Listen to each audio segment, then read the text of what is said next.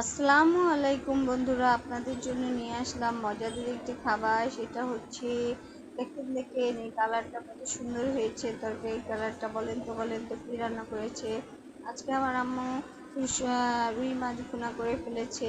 তো অনেক মজাদার, দেখো কালারটা কত সুন্দর হয়েছে, কত মজাদার হয়েছে। তোমরা যদি এইভাবে ভুনা করে খাও তাহলে বেশ মজা করে গরম গরম ভাতের সাথে পরিবেশন করতে পারবা।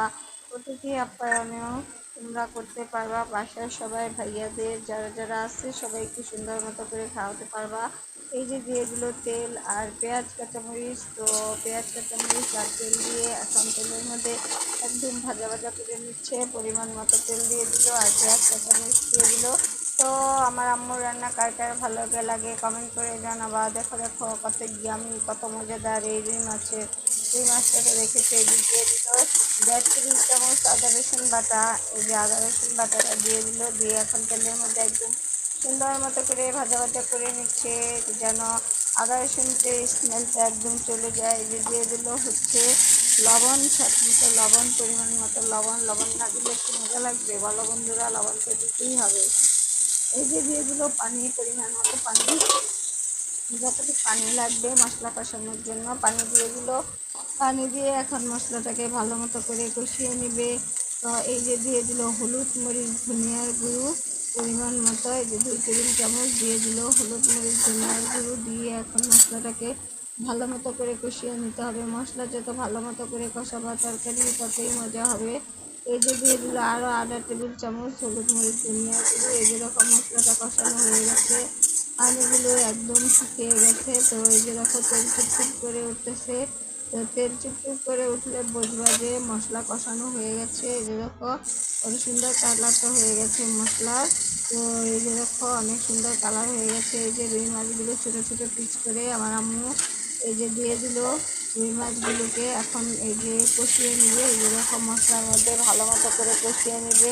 তো আজকে ছোটো ছোটো পিস করে রুই মাছগুলোকে ভাজা ভুনা করতেছে।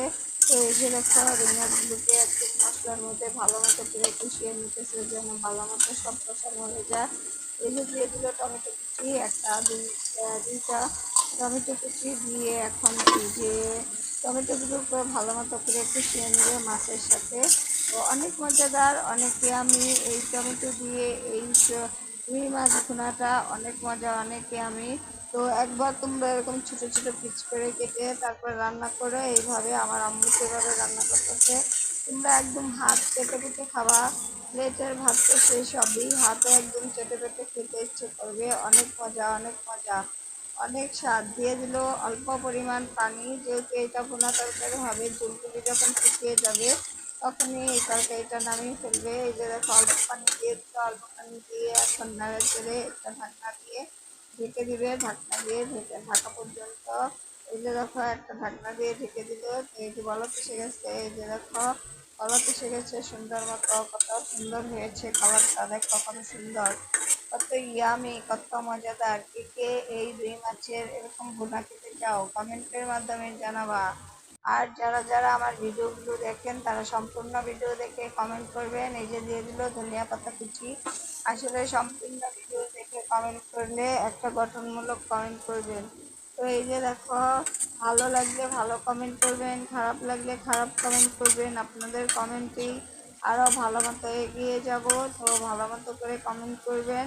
তো এই যে দেখো এই যে সুন্দর মতো করে এই যে দেখো ধনিয়া পাতা দিয়ে তো এখন নামিয়ে ফেলবো।